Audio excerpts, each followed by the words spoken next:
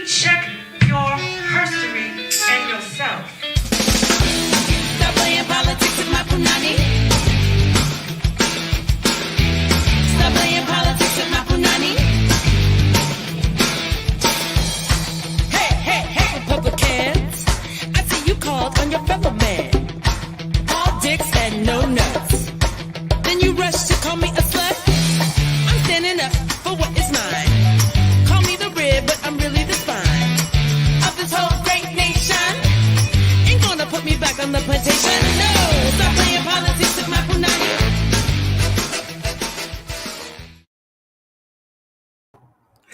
Hey! hello, and welcome to the show. Wow. All right. It is the season finale. I can't believe it. We are at episode 13. It is, oh my gosh, it's been quite a ride. You know, I said I was going to start this thing, lead us up into the election. We are now up and through the election. And man, it's been quite the several months. I think August 18th was the first show. And wow, I mean, I can't even I don't even want to talk about it all now because I'm going to talk about it later. But I'm just really thankful to everybody for tuning in and for all my guests. But again, I'll get to all that later. But welcome to episode 13 of Punanny POLITXXX. And we're going to get into it. I'm just going to get into it as usual. I know last week was a little different. I changed the format up a little bit just because I had, you know, some really special guests and I wanted to give them as much time as possible. But today we're going to get back to it, basically giving you a little bit of the what? What's going on out here? And a little bit of the, yay, that's going on out here.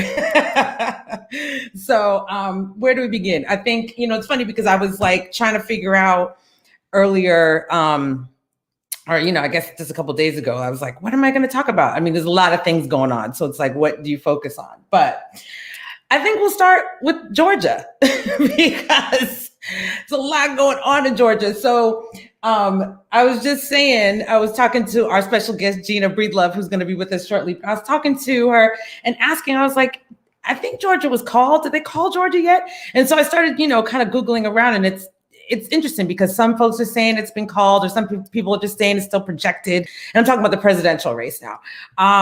And so, you know, again, some people are like, yes, it's been called. It's blue. We're good. And then some people are like, you know, we're still waiting for the official. But whatever the case may be, I'm just going to say it's blue. And they said that, you know, North Carolina went to the other guy. So anyway, but whatever the case may be, it's still, you know, it's neither here nor there. But that's what it is right now.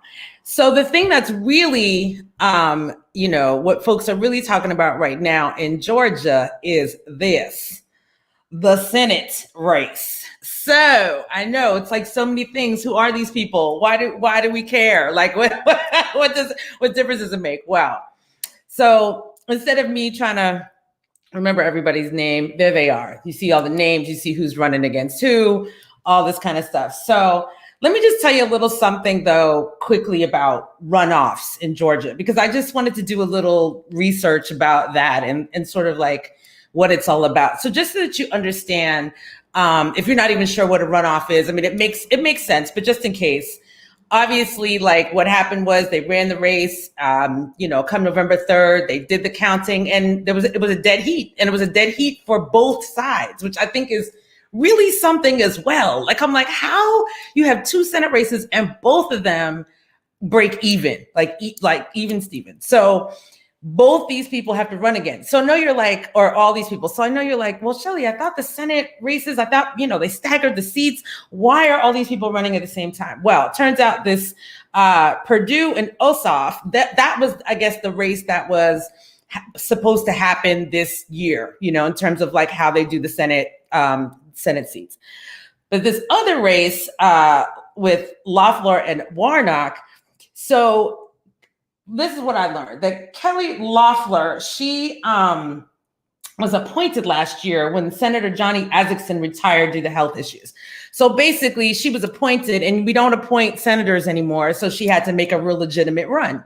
So Reverend Raphael Warnock was who she ran against. And if you're not familiar with who he is the senior pastor at Ebenezer Baptist Church, which is the iconic church where Martin Luther King was the pastor all those years ago. So just a little bit about runoffs, just quickly, and I'm just gonna, give it to you as fast as I can. According to an Interior Department report, Georgia's runoff laws were created in the 1960s as a way to preserve white political power in a majority white state and diminish the influence of Black politicians who could more easily win in a multi-candidate race with a plurality of the vote. So let that sink in. All right. So it was just strictly created so that white folks could win. Okay, number one. Okay, and then the second thing I've learned, according to Inside Elections, was that since the 1990s, Democrats have only won one of 7 statewide runoffs in general or special elections. Just one.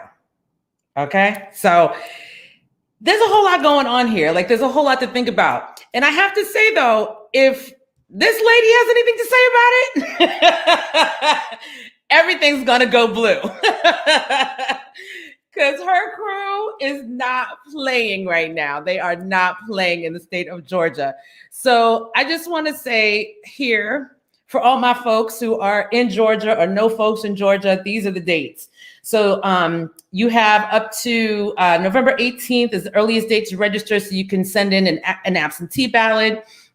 You have up until December 7th to actually register new voters for the runoff. So there might be folks that didn't vote in the presidential election because they weren't registered, but check it out. You can register. You can get registered now, and you can vote in this runoff that's coming up.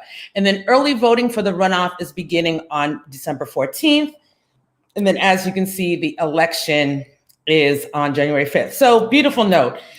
If you have a young person in your house that is 17, but they're going to be turned 18 by the time that by the time it's January 5th, they can register and they can vote. Got it? So get out there. You know what I'm saying? So just another quick thing about, runoffs in general or, special elections. I'm going to come back to me. This is the thing about special elections. The thing about it is that oftentimes, and this is what happens, and I think I talked a little bit about this, during the presidential election, is that a lot of people don't vote in runoffs or special elections because they don't really understand or don't know who the candidates are. They're, because it's not the president. And so I think this is a really great time, actually, to really, for folks who might just be like, I'm just going to vote for president. But here's a time that you can really start to understand what is going on a little bit more deeply in your state, in your community, and really understand how these, if you're somebody who's like, the electoral college is, this and that. Well, these Senate races don't have anything to do with the electoral college. Nothing. It's really one person, one vote. So that's why you got to get out there and do it again. And then I know a lot of my Georgia folks waited on long lines in some of the cities, in Atlanta, and I know there was a whole lot of glitches and stuff. But I'm telling you, one more time, GA, let's do it. So I know some of you might also be wondering, what's the big deal? Like, what will happen if both of these seats turn blue? So what will actually happen is, it's not going to be a majority one way or the other. It's really going to be a dead heat in Congress because while I think Alaska was already called. I think North Carolina, I think they're still counting, but it's probably going to go that way. But if these 2 seats go blue, at the end of the day, it's going to be a dead heat because I believe the 2 independents that are in there, Bernie Sanders, and I'm sorry, I can't remember the other senators, they're independents, but they usually go Democratic when they vote, right? They caucus with the Democrats, as they would say, right? So it'll be 50-50. So what does that mean? It could mean a lot of things, to be quite honest. Like, it doesn't mean, it could mean that it could be a lot of stagnation, when we start to try and get things done. Or it could mean that people switch sides and vote with other, we don't know what's going to happen. But I'm going to say this. If you can get these 2 seats to go blue, it's just going to be better in terms of things that we need to do going forward. That's really what it is. It's not going to give us a majority. But if the seats go red, them folks got the majority again. And then, but it doesn't matter, because even with, no matter what happens, we really just need to be looking ahead to 2022. Yeah, 2022, because that's when the next midterms are. So anyway, that's my little civics lesson for today. I know you're like, what? But I just feel like it's really important right now for people to have a little bit deeper understanding of how this system works. Because I always feel like you got to know what you're working with if you try to break it down. Like, you know what I'm saying? If you try to get rid of something, you got to know what it is so you can dismantle it. You know what I'm saying? So just a little bit about Georgia and why folks are, you know, there's jokes going around, people talking about they're going to move to Georgia and vote. Do it real quick and come on back. But, you know, I'm kidding. But, you know, it's like that, meaning in terms of the seriousness of the race. So that's my little Georgia. So on another note, apparently today there was a march in Washington, like some crazy racist march that happened. And I hesitate to say the name of it, but I'm only going to because I feel like anytime Black people do something, like we create all these fabulous things, and then when folks get mad and they want to like make us feel bad, then or not even mad sometimes, or sometimes when white people think they've created something out of the blue, and it's like because you don't know anything about what we've done before, then you just think like, oh, I made this up, and it's like, no, dear, we did that before. So apparently. And I'm showing pancakes, and I'll tell you why. So apparently this Million MAGA March happened today. And why am I showing pancakes? Because I love my children of TikTok. So the children of TikTok decided that they were going to take over the hashtag and post pancakes. I love these children so much. So it was like, all kind of pancakes were being shown. And I was like, yes, because, and I was like, yes, and why banana nut? Because they're bananas and they are nuts. But the reason why I mentioned the Million Whatever March situation is because hello, Million Man March, hello, Million Woman March, you know, like things that like we have done, created, and like, you know, it's so similar to and love to, you know, love to my. But again, when the Women's March happened, before it became the Women's March, it was the Million Woman March. And I remember saying to a friend of mine, you do know that the Million Woman March happened in 1997 in Philly, right? So that's what I mean, folks. It's like and we did that. We did that. So yeah, then the Women's March was renamed as it should have been. I was at the Million Woman March in 1997. Anyway, folks, these people, they be trying it. So what's next? Next.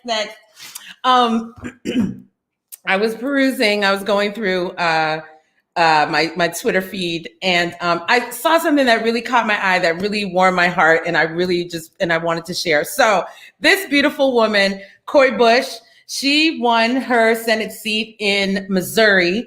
I think she's like the first, I don't know if she's the first Black senator of Missouri, or, you know, I'm talking about like US senator. But she's definitely, you know, she broke a barrier. I'll say that for sure. So Cori, who I love because she's really about it. If you're not up on Cori Bush, like follow her on Twitter, like get up on her, like on her agenda. Like she's really about the people. She came onto the scene when Mike Brown was killed in Ferguson, and she ain't left the scene. And I love her for that. But what I really loved was that she got on Twitter and she just was straight. She was very real about the fact that going to Washington, you need certain clothes, like to be on the Senate floor. You have to look a certain way. You have to dress a certain way. And she's like, you know, that's expensive. Like, and, you know, people think that these senators out here getting paid a whole grip of money, but that's not really the case. So I love that her other fellow sisters in the Senate, AOC, Ayanna Pressley, Grace Meng, Rashida Tlaib, got on and we're like, girl, like, I'm gonna send you to my people. You can shop here, shop there. A lot of shop owners got on. It was like, girl, what do you need? I got it for you. Come see me. Talking about shopping consignment, but really just giving her a whole lot of love and respect and like sister energy to be like, we got you, and we're gonna make sure you look fly and beautiful when you come to Washington, and we're not gonna let you, we're not gonna let you down, basically. And I loved that. Like, I just thought it was really beautiful. And people just, Ayanna Presley, who, first of all, I just love so much her bald head self, beautiful, my God. But she's given all the eyes, and she's like, girl, yeah, we're gonna get this together, and we're gonna do this and do that. And I just thought that was so beautiful. And I just wanted to share that, because these women are getting it done out here. And finally, and I know we're like, this one, I was like, is this up or is it down? But I just wanted to share it because it is up, but it's still heavy. So if you're not familiar with the MOVE organization in Philly and the MOVE bombing that happened in 1985, I highly suggest that you research that. But here's my MOVE community from in the 80s. And so just so you know that on May 13th, 1985, the city of Philadelphia dropped a bomb. Yes, and I'm not I'm not exaggerating or any of that. They dropped a bomb on a house, basically on a whole city block, 6221 Osage Avenue in West Philadelphia. On this community, the MOVE organization. And so just quickly, MOVE was like many Black liberation organizations of the time. They were about the liberation of Black people and also about back to the land environmentalism, like straight up. But as we know, anytime Black folks try and do something for themselves, people get nervous. When we really start to learn what this system is about and start to share it with others, people then, they label us and say we're radicals and all those kind of things, when we're really just telling the truth to each other about what is happening here. So in 85, they dropped a bomb on this community, and I'm just that, if you want to look closely, is the aftermath of that. So what happened, basically they went in and tried to, said that they were just going to deal with this one house, but you can't drop a bomb on one house, on row houses, and think that nobody else is going to be affected. And basically what happened was they just let it burn. They didn't send in any fire engines, until it was way after the fact. So just yesterday, the city of Philadelphia finally apologized to that community, to the MOVE organization, to the family of John Africa, about that. Just to be clear, 11 people were killed in that bombing, 5 of which were children. So it's real. And folks that were, this is 1985. Like, let's be clear about this. This is not like long time ago. This is not like, old South. No, this is 1985. So people are very much alive who were there, who were part of that. So it is important. And I think it's a really good first step in terms of the healing in that community. And I just wanted to share that because, again, if you're not familiar with MOVE and what happened, I believe there's like a whole documentary on it. If you go to pbs.org, there's all kind of stuff on MOVE, and you can find out more about it. I would highly suggest you find out about it, actually, because these are the things that are happening right here on our soil to our people, not so very long ago. And so just things that we should know about, So with that, I'm glad that Philadelphia is starting to, move into a space of truth and reconciliation around what has happened in their city. So, yeah. So with that, we're going to move into our new moon forecast. So it's a new moon. It's a new moon in Scorpio. I'm a Scorpio. I think, yeah, because it's my birthday. So And so always on the new moons, I decide, if you've watched the other videos, you know that I'm usually putting in like celebrity folks in the mix who are of the sign, of that we're in right now, the season. So on the new moon, I always I pull in my celebrity friends, meaning my friends that I love dearly, who I think are superstars. And just so you know, if you're watching on YouTube or if you're watching on Facebook, in the description, I have like people's IG or website, so you can go, check out what folks do and see how fabulous my friends are. And I threw RuPaul in there because he's my friend. He's like my friend in my head. So with that, we are moving into the new moon in Scorpio. Here we go.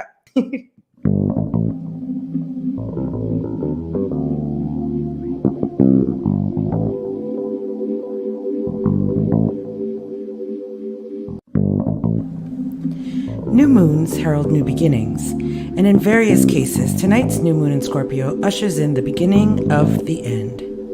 Many of us are ready to see this year come to a close, and while the planets continue their endless cycles around the sun regardless, the end of this calendar year does coincide with the closure of some of the heavy astrological chapters we've been experiencing. In the last 2 days, Jupiter made its last of 3 meetings with Pluto for the year, mixing their cocktail of expansion and opportunity, death and rebirth, and parting ways for 12 to 13 years. Mars ended its retrograde motion on Friday the 13th. While the exact moments of these events are already yesterday's news, the influences of these points will be felt for some time to come. Our minds turn to the deeper mysteries and perpetual cycles of life now that Mercury has re-entered Scorpio and is back on course. Our Scorpio moon shines a light on our deepest emotions surrounding these ideas, inviting us to let those feelings flow. The sun remains in Scorpio for another week before flipping the switch and stepping into optimistic Sagittarius. So take this time to get in touch with your deepest longings, regrets, joys, and sorrows, and allow yourself to wallow a while. This new moon is also an auspicious time for seeding magic and calls for a ceremony of some sort to acknowledge the power of the moment. The wishes granted by mythical genies encourage us to ponder what we choose as our 1 or 3 wishes if we were lucky enough to meet such a puff of smoke billowing from a lamp or bottle, transmuting into a superhuman right before our eyes. Even if you set goals and intentions on every new moon, take this moment to go deep and ask your innermost wishes to reveal themselves. They are most likely more deeply concealed than you may think. And Uranus lurking opposite Mercury will find us surprising ourselves at this time. Scorpio is a fixed water sign, evoking images of glittering lakes, of still waters running deep, of ice, infinity pools, and swamplands. Don't be afraid to immerse yourself, even if you can't see the bottom. Anybody who saw The Octopus Teacher knows how rewarding a deep dive can be. Scorpio is a great season to face one's fears and to touch on taboos, and also to remember departed souls and thank them. Let them know they are not forgotten. It's the beginning of the end, but the end is also the beginning. This moon forecast was brought to you by Moist Paula at Zodiac Soundtracks. Welcome to the new moon in Scorpio.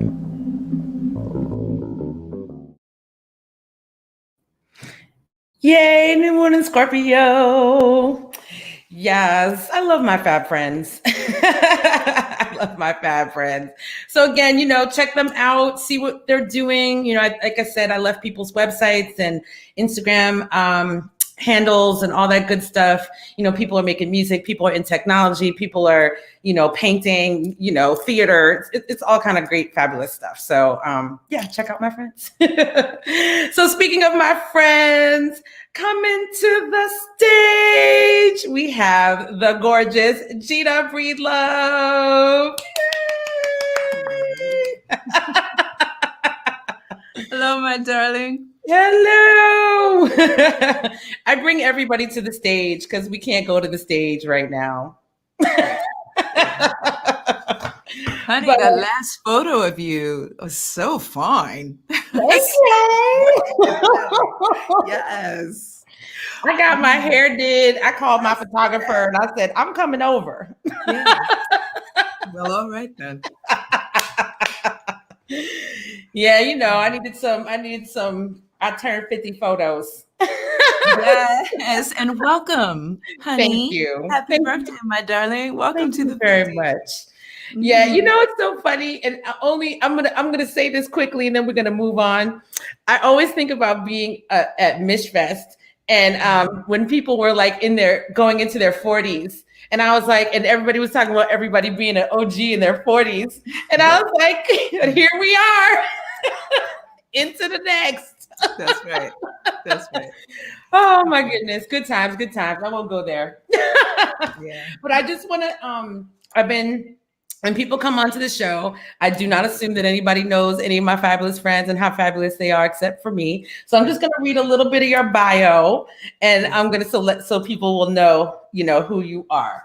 Okay. So if you're not familiar with the fabulous Gina Breedlove, Gina Breedlove is a vocalist, composer, author, and sound healer from Brooklyn, New York. Hello. Yes. She began her professional career at 16 years old, singing for the incomparable, yes, she is, Phyllis Hyman. And she went on to tour with Harry Belafonte as his featured vocalist, worked in musical theater, created the role of Sarabi. Did I say that correct? Sarabi, thank you. For the Broadway production of The Lion King, yes, she did. Worked on 2 Spike Lee joints, Living the Dream and Chirac, as an actor and sound healer on set. And now she tours the world with her music when the world opens again. But yes, we're touring the world, which she calls folk soul, and holding sound circles in every city she visits. Vibrations of Grace, which we will talk about as well, is Gina's sound healing practice. As a traditional medicine woman, she is channeling, a being she calls Grace. She began to hear Grace when she was 5 years old, guiding Gina to use her voice to create safe space inside her body. As a survivor of emotional neglect and sexual abuse during her childhood, Grace helped her to nourish and protect her spirit using sound. Now she uses that same grace to help others. Welcome to the show. Thank you, honey. You're so welcome. So I think I gave the whole, Georgia rundown, but you are in Georgia. So I know you're in the outskirts of Georgia, but what is the vibe there? Is it, what is the vibe there? Well, before I moved here, and incidentally, when I did move here, Stacey Abrams was running for governor. Right. And I thought, oh, yeah, I want to live in a state where Stacey Abrams is governor. And then, of course, we know what happened. It was stolen from her. Right. So, folk would warn me. They say, Atlanta is not Georgia.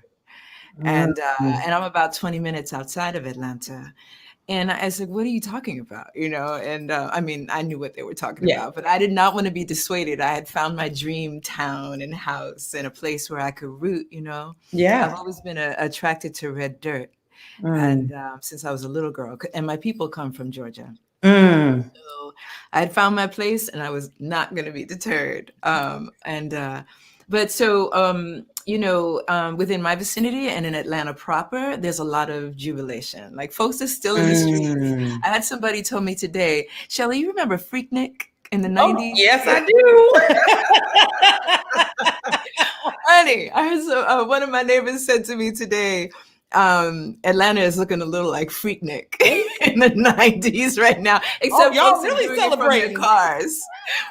Folks said, yeah. So people are like, it's very much like it was on Saturday when the election was called for Joe Biden. Like people just poured into the streets, all over the world, as we know. In Atlanta, they haven't left. Like people are still in the streets.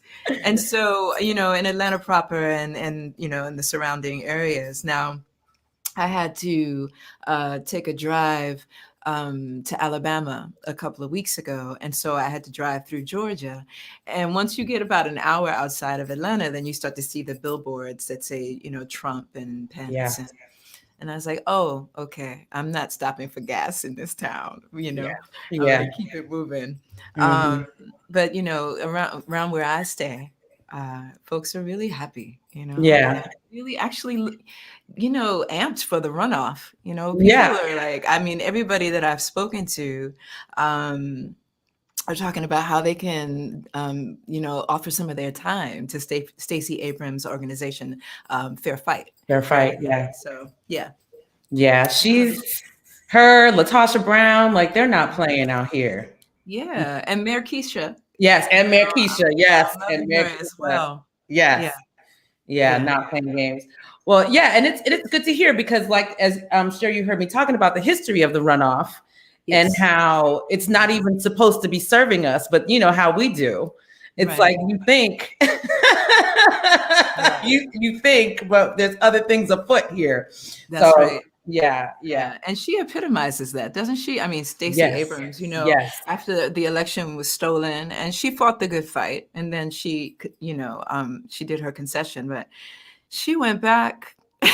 She gathered herself and her faith and her spirit and created something that was so tremendous. And I know that she had a hell of a lot of support, of course. Like she has a movement, a team of folk that just grew and grew and grew and grew.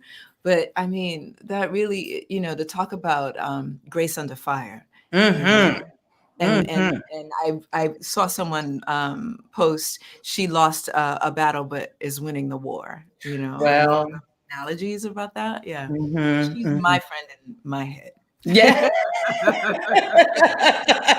And I feel like RuPaul's about to be my real friend. Stacey Abrams is about to be your real friend. Yes, Shelley, because we are in this new world and we are creating what we want. Yes.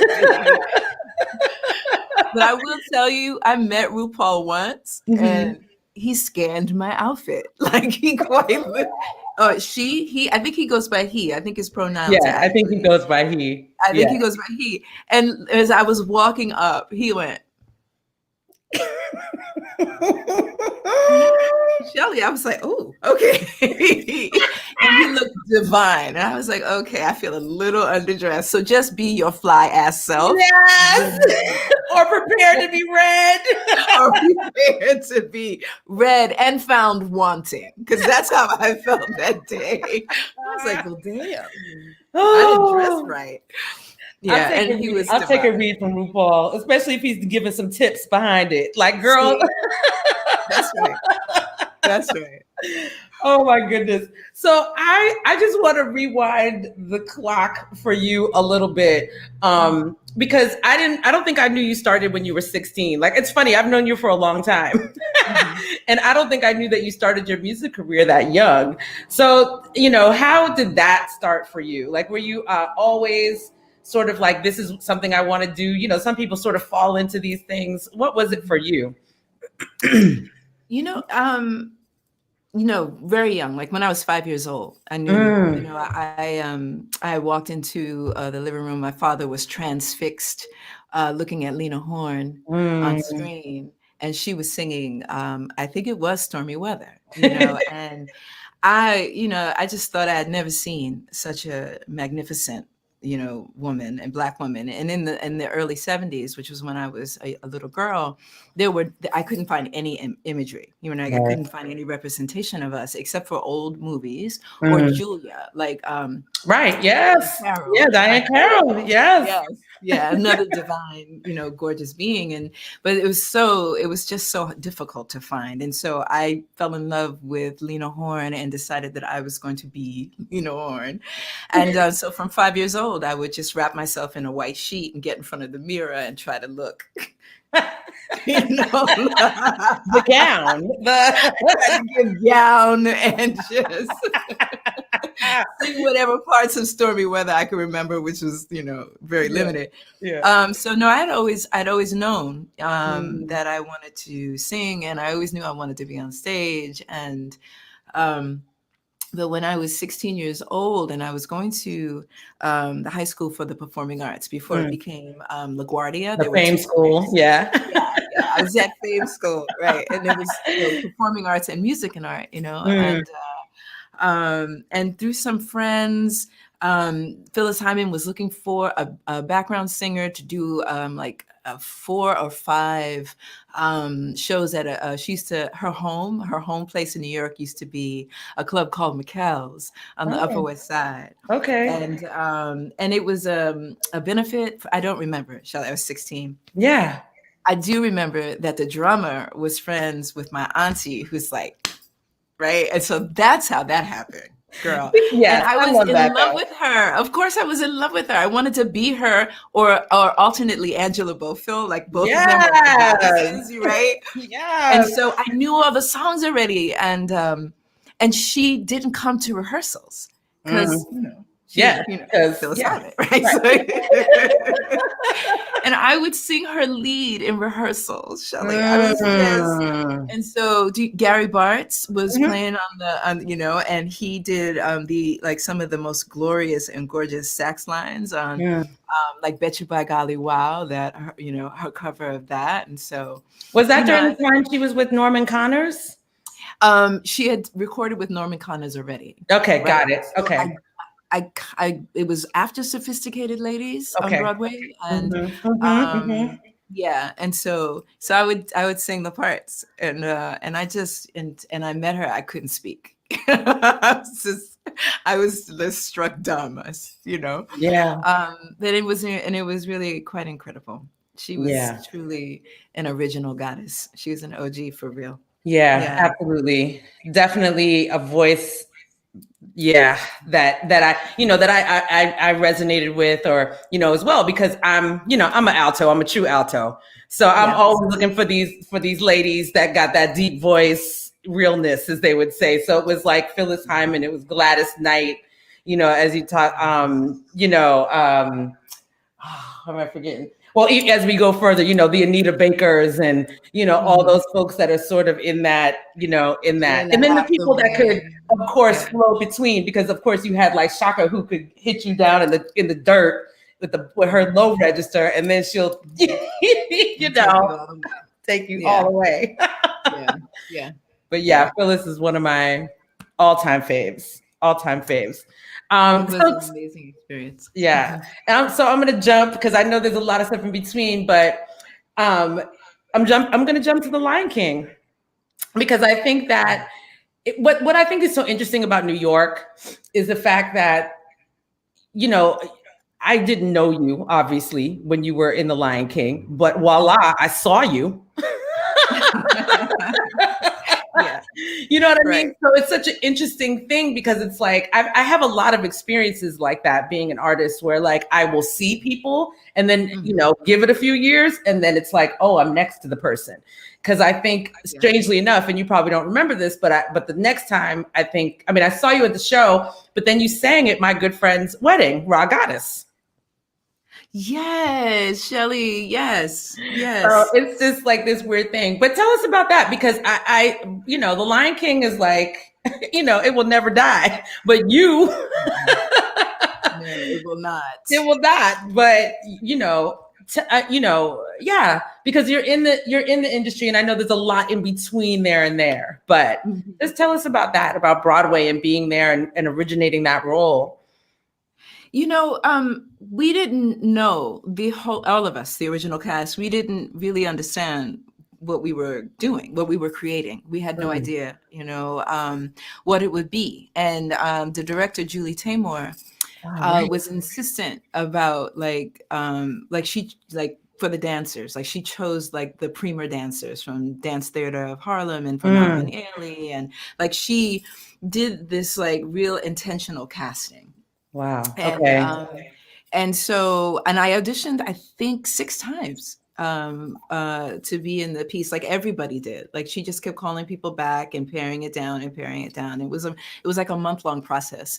And frankly, Shelley, I was, I'm a New York artist. I'm looking for a good gig, right? So, I was looking for a good gig. I really was. Like at the time, Broadway wasn't a dream of mine. having a recording career was a dream of mine. Like, the moment, like, I was chasing that that major contract, right?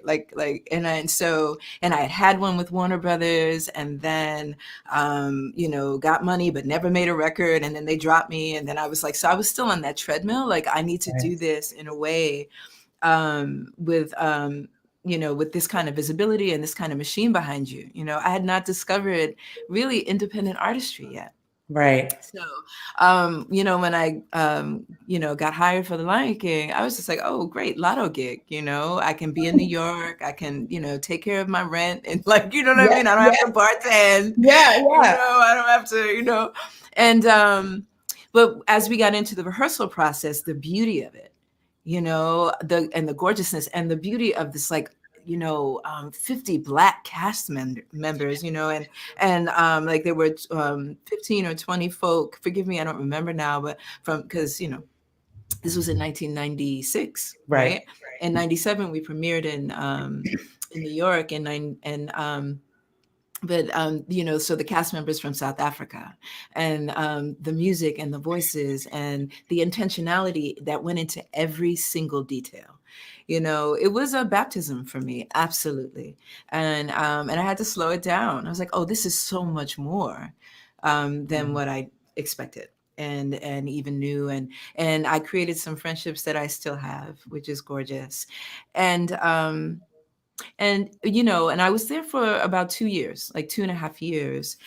And when I was leaving, I got a lot of pushback from my friends and my people that's like, girl, you got a good government job. Where you going? What? But I couldn't imagine, like, it started to become stale for me, right? Yeah. And so, and I still, wanted to sing my own music and, be out in the world and, tour and so, but during that time, I did discover more independent artistry, like what folks were doing, and so, like, I had heard of Toshi Regan, but I had not seen her work, you know what I mean? Although Toshi had seen me, like, when I was 18 at some gig I did in DC in tracks, to the track, wearing some, like, dress that was painted, all the places we've been, right? Those early gigs, but I just thought, oh, how glorious. And she's singing her own music, and it's amazing. And, like, and just, and other artists that, like, my mind started to expand, in New York. And so I left The Lion King and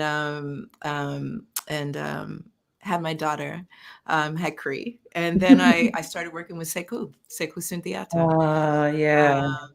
And I did, I was like his featured singer. He was doing poetry and music, and I had discovered Sekou when I was 14, and like every single body else in the audience, I had like a huge crush on him. So I was like a Sekou Sundiata groupie. Like, I would follow him in my 14, 15, 16 year old self. I was just like, they had this group called R&B, and I'd not seen anything like it, like dancing and music and like poetry and his voice. And so I went on tour with Sekou, who was signed to Ani DeFranco's label, Righteous Babe, and discovered Ani DeFranco. Like, what?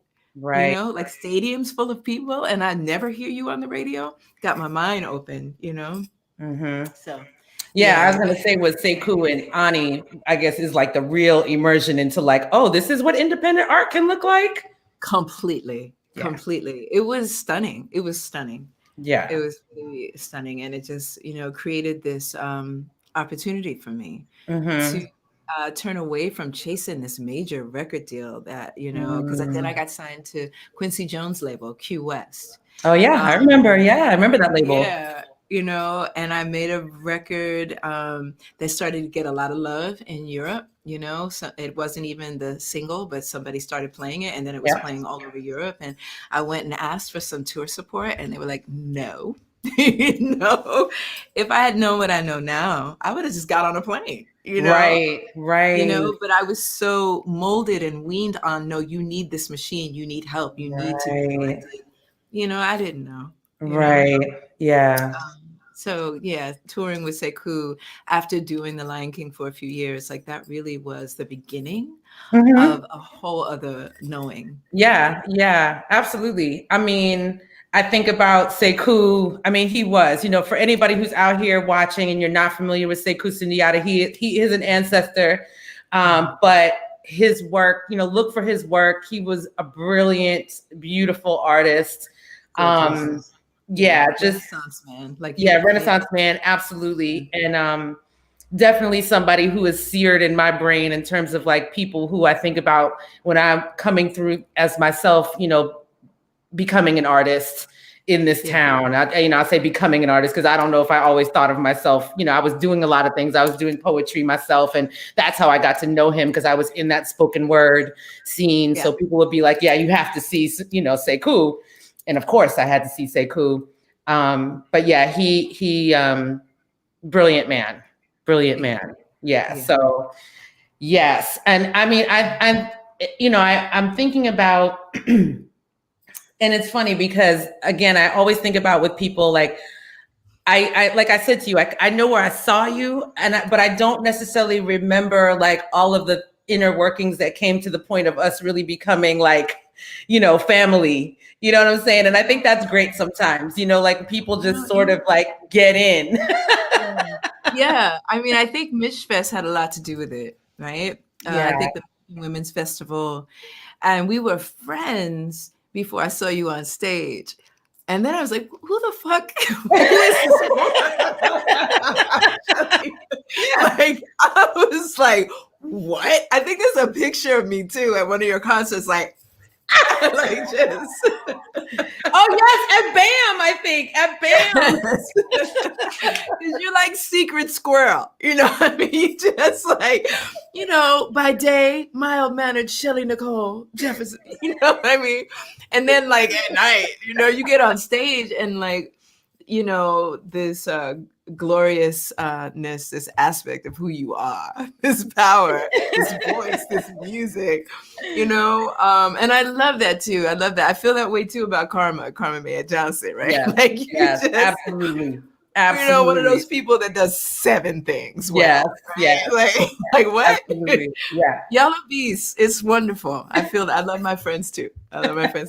So I don't know how you became my sister, but you are. Yeah. Right? Yeah. Well, it's funny when you talk about Mishfest, because I feel like I saw you grow at Mishfest, and I think you probably saw me do the same thing. So again, Michigan Women's Music Festival, for those of you who are not familiar, was a festival that happened for 40 years in the wilds of Michigan.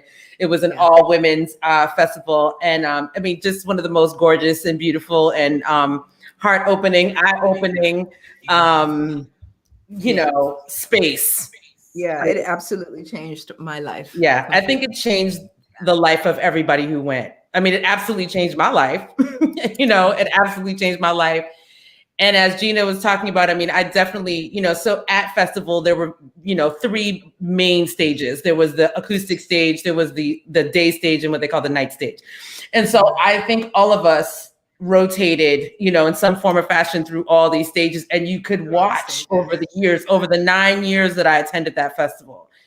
Yes. I saw you really turn into, like, I just saw, like, and we all did it, but I really watched you do it and come into a space and a place that, that I've continued just to see, like, it just keeps going like this and keeps going like this.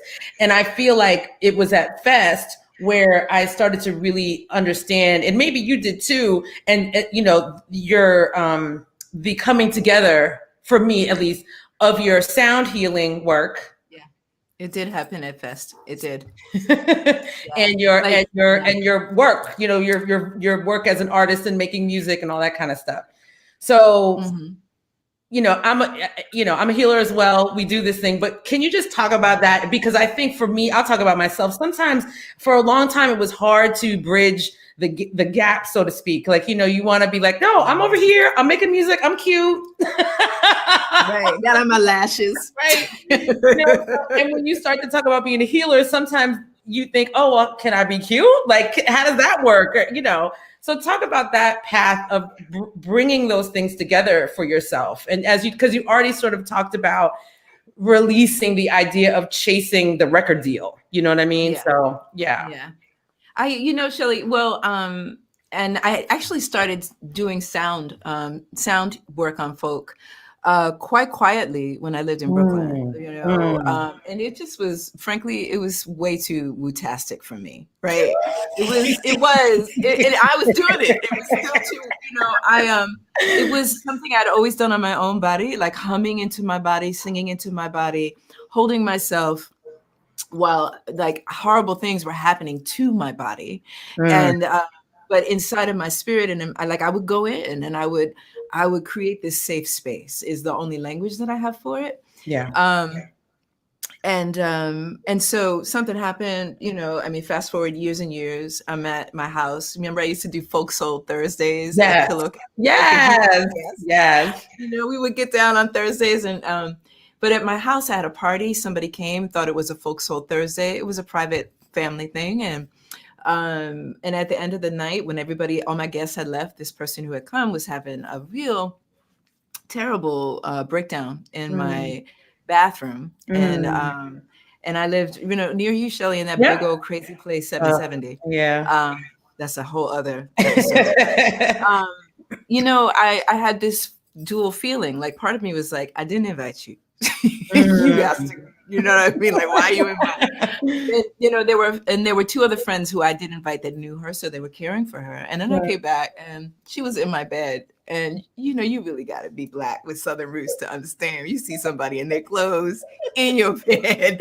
I was just like, oh my God, so many boundaries broken. Right. And then, Shelley, I heard very clearly Spirit, who I call Grace, say to me, you can help her.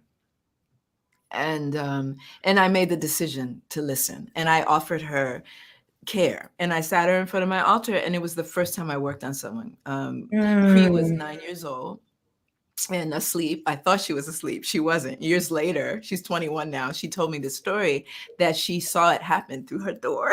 Like, she was and I put her in this woman in front of my altar, and I started to sing and lay hands and go where I was guided, and I didn't know what chakras were. It wasn't my jam.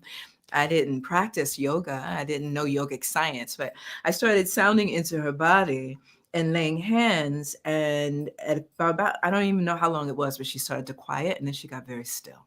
And when she left my home, she told people, and people started to call me. I hear you do this thing, and that's how it began. And that was that. But it was very separate. It was very, very separate. Like, I couldn't reconcile it at all. That this medicine that I used on my body, I'd never researched it. Like, I didn't understand that it was ancient, that it was ours, that it had been, all of our modalities had been taken, and, for all the reasons we know, on that long ass journey.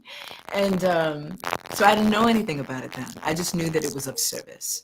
And so I started to do it quietly, but it was at Michigan. And then I do my concerts, very separate. But at Michigan, I started to be able to blend those parts of myself because it was safe, also there. And it was medicine land. The day that it came together on a Michigan stage was the day that my mama died. Oh, yeah. Because my mother died in 2014. The day of the opening ceremony. The day before. And I was in such an incredible grief. I was not trying to contain anything. And then I don't remember much of that offering on the stage. I just remember that I was speaking in tongues. I was on my knees, and things were just, it was just. Yeah. And a lot of folk would back away from me after I stepped on stage. But that was like the beginning of the merge happening, merge of myself. And I just started to lean into that, and I still like a red lip and lashes on stage, and I'm still going to be all that I am. Right.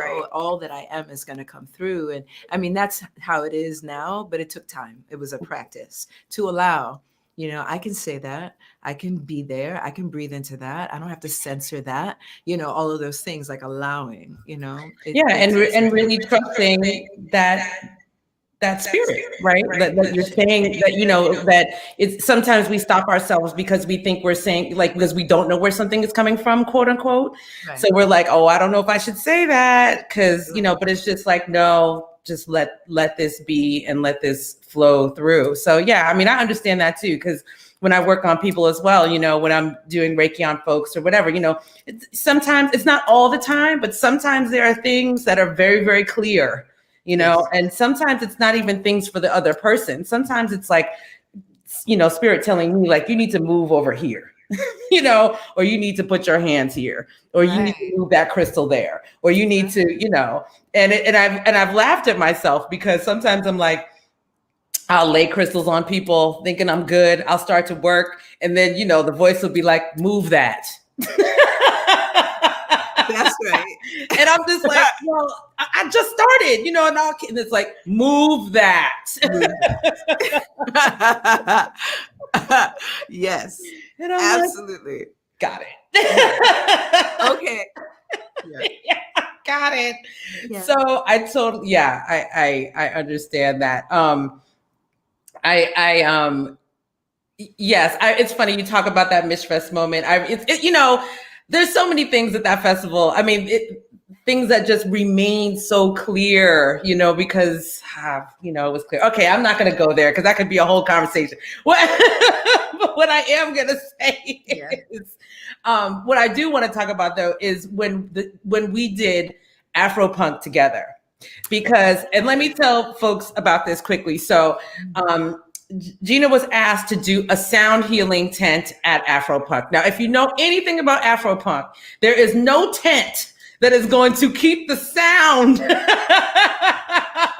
the stage out of the tent. It's a tent, right? It's a tent. And you're talking about competing with rock and roll. Like, that's basically what's happening.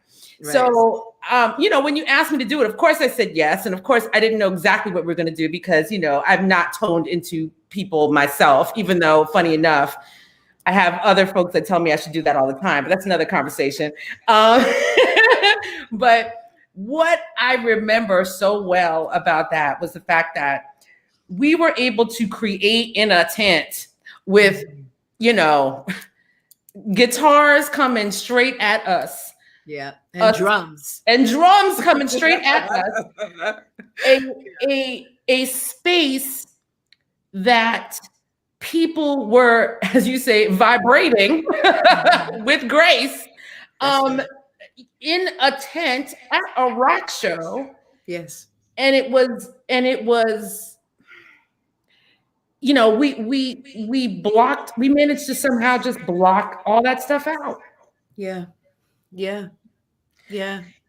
Did you think that would happen?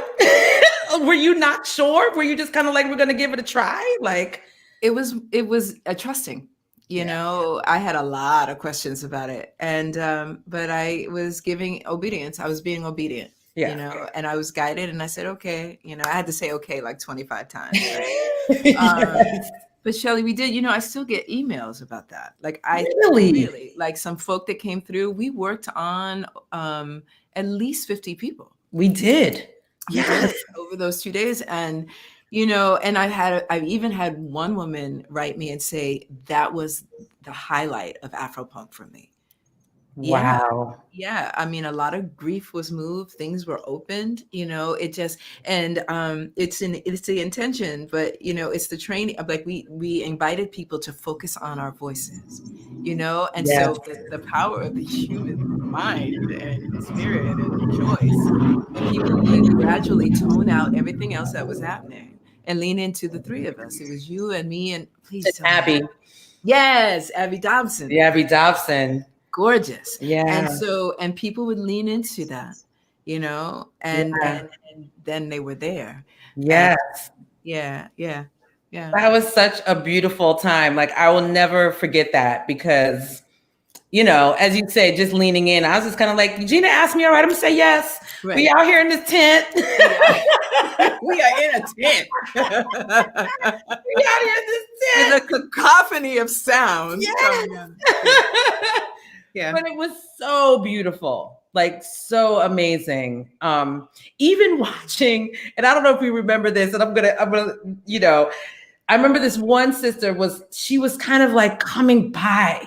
Like she would come by and she kind of look and then she'd leave. And then she would come back and she was almost disruptive, but then she would like, and then, you know, and then somehow she made her way, you know, but it was just so interesting to see the force, you know, the energy that was bringing people, even people that were trying to resist their healing.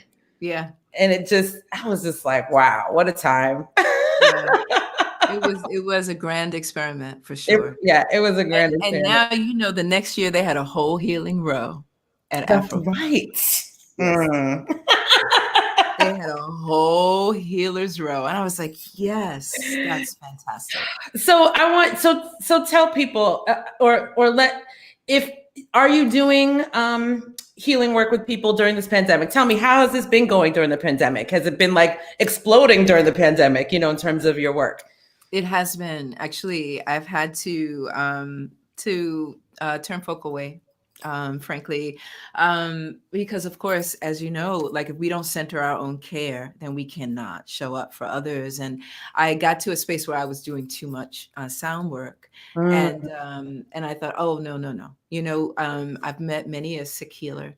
And you know, this is not a judgment, you know, at all. No, I understand. I just, you know, I made a decision that I'm not donating parts of my body for the work that I'm doing. And I have met folk that were in deep and advanced stages of particular illnesses, still holding the circles, still doing the work, you know, and some of these folk too are incredibly powerful folk. You know, so I always like, okay, you're making a choice about your body and I honor your choice. Yeah. So when the shutdown happened, you know, I had been doing work virtually for a year because I was living in the Bay Area, and then I bought my house here, and you know, so I moved all my clients to virtual work. So I was positioned, right? Sure. And then I listened to Grace. You know, in January, Grace was telling me stock your pantry and get your medicine. And I held a big circle at a retreat. Southeast Wise Women's Retreat, and I did an intensive, and I heard myself telling the women, because it was a women's retreat, like, get ready, something's coming, get your medicines, stock your pantries. But you know, Shelley, I had no idea. I got no hits about what it was. Sure. But I did that. So I started telling my folks locally, I don't know what's happening, something's coming. And so then I started to work immediately, you know, one-on-one, and my calendar got really booked up, and I was already pretty constant, you know. And then Grace told me that I had to do a 40-day fast, a 40 days without alcohol or sugar. Okay. And I had to start to prepare. And then my start date was May 25th, and that was the day that George Floyd was murdered. And after that, then I started doing work with young folk on the front lines of the movement for Black Lives. And it was not drinking and not doing sugar and having this clarity and being more, you know, like a purer vessel. Because what part of my work is I'm not allowed to hold story. So beyond your name, you know, so that I don't get in the way. Right? But I was really able to get out of the way and to hold and to, because, you know, our babies, I'm sorry, forgive me, it is not diminishing, but anyone in their 20s, I'm 55. And so like, I think of you, I feel motherly, you know, you're my child's age, right? And so I just want to care for you. And so I had a lot of 20 somethings come into my table and coming in circles. And so that work, I've been doing that work. And then that has really turned into holding the holders, healing the healers work. And I'm so grateful, like I'm here for it. I'm here for all of it. I haven't done any concert work. You know, Grace had me turn toward this. I mean, I've done a song here or there for different things, but And then I, as like you started Punanny Politics so fabulously, on this journey to the elections, I started something called my Freedom Sanctuary, our Freedom Sanctuary, to anchor folk a place. And I did that until the Sunday before the elections. And I think I'll start that up again. And I'm doing that work. I'm working with folk, mostly folk who do liberation work of some kind in the world, in circle work and in one-on-one. If people want to find the sanctuary, if you're going to start again, is there a website or is there a place people can go? Yeah, well, there's GinaBreedlove.com. Okay. I've combined the websites, and there's folks can just fill out and check a box and say, please put me on the mailing list for our Freedom Sanctuary. Okay. I'm not doing so much one-on-one work right now. I'm going to start that up again in January. I'm doing circle work, just like holding and circles. Yeah. Yeah. And I know you're working on a book. So tell us about that. I am. It's a manual. It's a guide for rituals and conjure and practices around using your voice to move grief out of your body, to evict things and narratives, particularly, Shelley, because white supremacy is in the fabric of every single thing. Yeah. I look at my grandson, who's 7 months old, and I'm like, I know that I'm really walking this walk for him, because this is a long ass walk, right? To undo and evict these narratives. And I see so much of that work being done, and I'm so grateful, and it's such an exciting time as well to be alive and part of this work. And then there's, of course, so much work to do. Right. And so this guide, and it will have downloads. So there will be sound and ritual and guidance for soul retrieval work, which is reclaiming parts of the self that are stuck in places of contorted positioning. Navigating some terrain that happened when we were like 6 and 7 years old. Right. Yeah. So that will be what the work is, and what the book will be about. Yeah. And do you know when the book? You have a rough idea? Yes, I hear tell. Grace tells me winter 2021. Nice. Okay. I do agree. Grace I like tells that. me. Yes. Yeah. So that's ample time. That's good. That's ample time. Yeah. Yes, indeed, darling. Yes, indeed. So I have all of Gina's information in the descriptions wherever you're looking. So, like she said, GinaBreedlove.com is easy, but I have, her Twitter, her IG, her website. You can find Gina and see all the beautiful work. And, so she's, like she talked about the independent art. She's got how many? You have 3 projects out, or 2 projects? 2 CDs. Yeah. 2 CDs. Yeah. Get them. I'm sure there's somewhere you can download them if you're not a CD person. All the places. All the places. Yeah. Please check out Gina's work. She's incredible. She's an incredible vocalist, songwriter, as well as healer. So, support all the entities. And we will be keeping everybody up to date about when the book is coming and all that kind of stuff, because Punanny Politics, as far as I'm concerned, will be here. Yeah, absolutely. Until I decide it's not. That's right.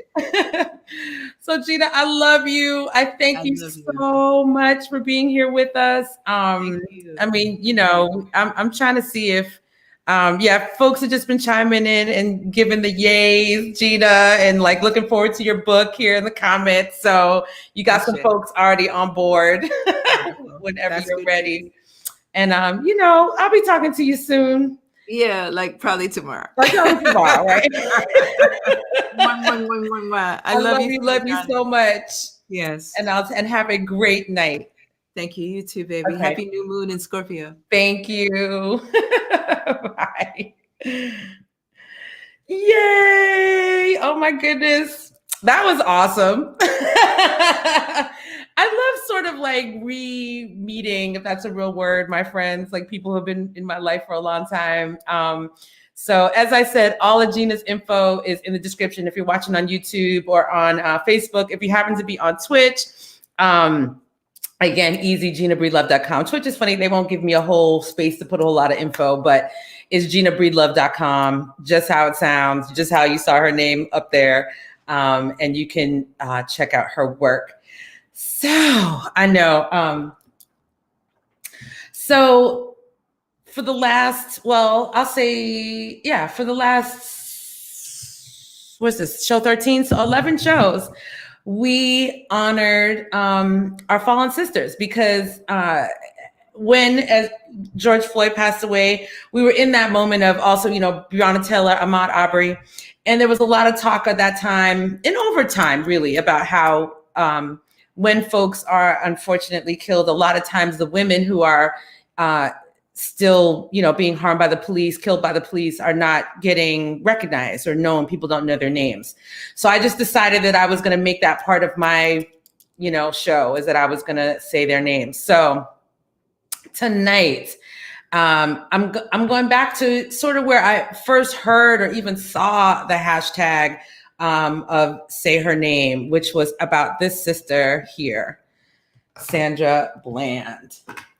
So, as most of us know, a lot of us know about the story of Sandra Bland, but just in case you're not familiar, she was 28 years old when she was killed July 13, 2015 in Hempstead, Texas.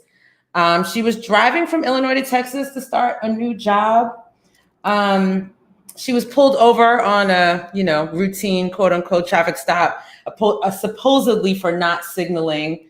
And an altercation or an interaction, a conversation, I don't know, disagreement began with the police officer there, and he pulled out the stun gun and eventually arrested her and took her to jail. So then they found her 3 days later, hanged in her jail cell in Waller County, Texas. They tried to say, and they ruled it. They ruled it a suicide, but we know better. We know better. You just not on your way to start a new job, happy, fresh faced, whatever. And then all of a sudden you decide you're going to hang yourself. We know better. We know better. So recently, last year, May 2019, footage that actually Sandra had recorded herself with her phone came out of the altercation. And so the thing that is really, not as if it wasn't wild and terrible on its own, is the fact that the footage then shows that because she's filming, she had a phone in her hand. So the officer was saying that he felt that his life was in danger. He feared for his life. How you fear for your life? You're looking at somebody with a phone in their hand. So of course we know that was all BS. We know it was all BS. So, but I don't even want to say but so, and that incident really sparked something. And it was about Say Her Name. So the African American Policy Forum, if you're not familiar with the African American Policy Forum, that was an organization that was started by Kimberly Crenshaw. Most people know Kimberly based on her work around intersectionality, but she was really the one that started saying, Say Her Name, which is about, bringing attention to the women who were killed by the police. So if you go to African American Policy Forum or AAPF.org, you will see, among the other things that they're doing, their work around Say Her Name and their memorial about the many women over, several decades who have been harmed, killed by the police.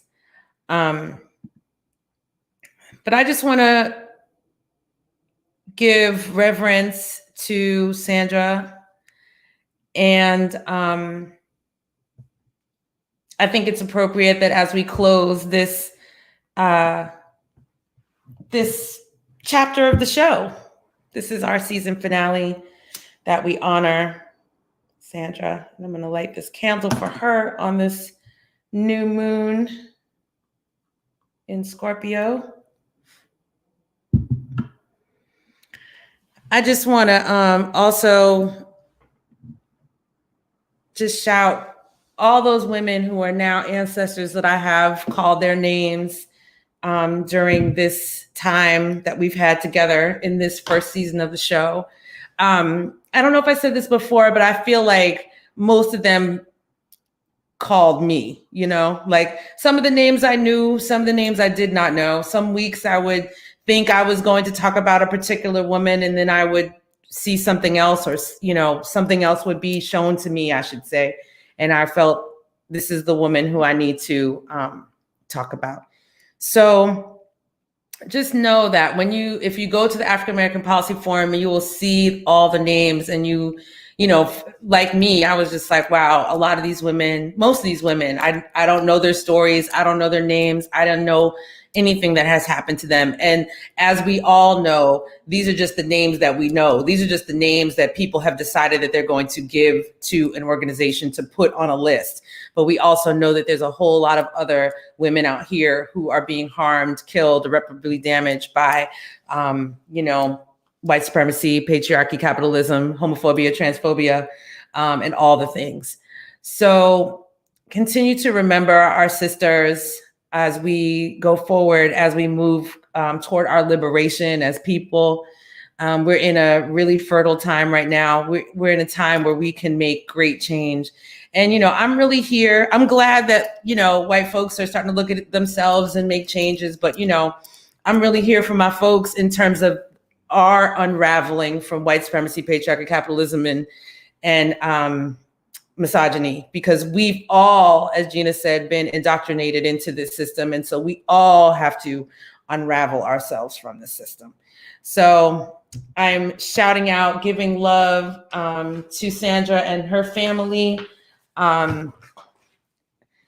because yeah, we will not forget. We will not forget her name and the names of those before and who came after.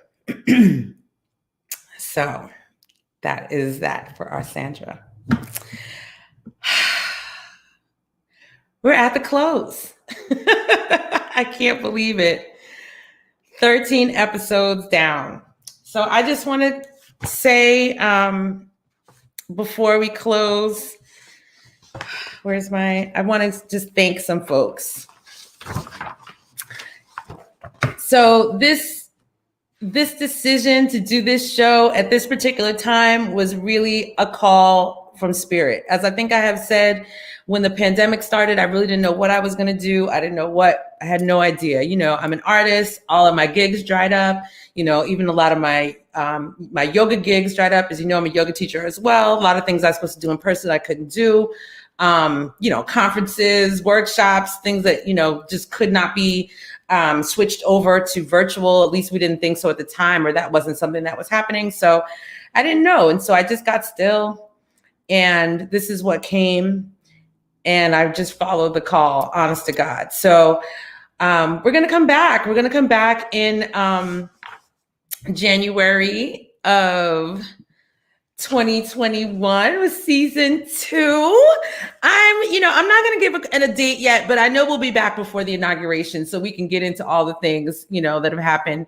I just want to say, if you haven't already, you know, you can follow me, subscribe to the YouTube channel, and follow me on Punanni Poly TV on IG and Twitter, because I will still be posting things. Like, even though I'm not necessarily going to be doing a show every week between now and January, I still am going to be on the socials and, you know, posting and talking and doing all those things. But I'm just not going to be doing an hour-plus long show, because we're just going to be do some tweaking and see what we can come up with for season 2. But I just want to give really big, huge love to all my guests that have been with me for the past 13 weeks or 13 episodes. So Vanessa Celestine, Nia Witherspoon, Linda LaBeija, Kat Dyson, Pat Spearman, Senator Pat Spearman, Julia Bennett, Malika Cumby, Lisa Jesse Peterson, Sandra St. Victor, Vashti Dubois, Miss Aurora Bubrialis, Sarah Dash, Nona Hendricks, and of course, Gina Breedlove. I also have to give mad love to Moist Paula Henderson, who has been giving me these moon forecasts every week. I think the moon forecasts are still going to continue, meaning so I'm going to post them on IG. So if you want to know what's going on with the moon, you got to follow me on IG. That's Punanni Poly TV on IG. And also Ashley Brockington, who did my very first moon forecast. She did the one for the very first show, and then Paula picked it up from there. I want to give love to Dre Pool for doing my opening video. When I first saw that opening video, I was like, oh my God, it's gorgeous, it's beautiful. So shout out to Dre Pool. Shout out to Nidra Johnson, who's also another amazing independent artist, but she is the one who created the promo for me. So anytime you see a promo, on Facebook, or on IG telling who's going to be on in the week, the beginning part, Nidra did that, and just did it on love. You know what I'm saying? So big love to Nidra Johnson for doing that. I want to shout out my mom for helping me get a new computer, during this pandemic. Shout out, Mom. And I also want to give love to my girl, Amma What, because I was trying to figure out what kind of microphone to get. And Amma was like, girl, you just got to get this Blue Yeti. It's going to change your life. And it did. Also, Amma What, another amazing independent artist. If you're not sure about Amma, check out Amma What. She is amazing, amazing, amazing. And of course, my pastor, Pastor Greg, because I did not know what I was going to do, what kind of platform I was going to use. And I just, I go to church virtually online. I'm like, what y'all doing? So, him being a techie person, he just gave me a whole lot of suggestions about different platforms to check out. And then I landed on the one that I am now. So I really just, want to just say thank you to all those folks. And thank you, everybody who has tuned in and watched and shared and let people know and all those things, because I just, I couldn't do it without you and without your support. And I'm just really thankful and grateful for everybody who has tuned in.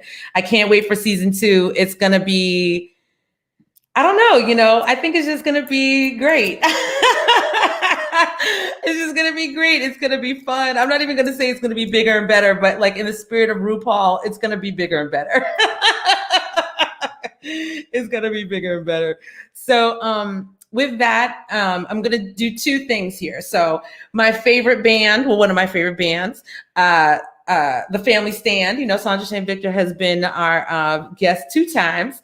They did a song called Rise Up, Uprise, and they did a video for it. So I'm going to play us out with that.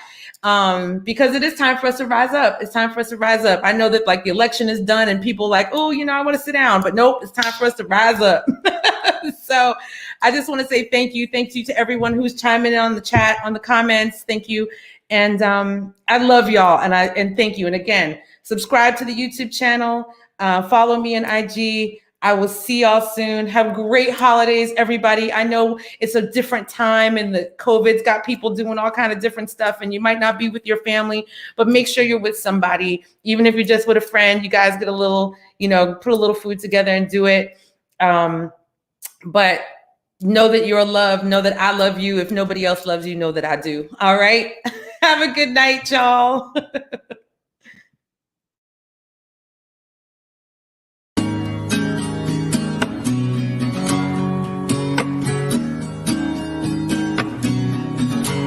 Golden towers, the battling cloud, your final hours, they're going down.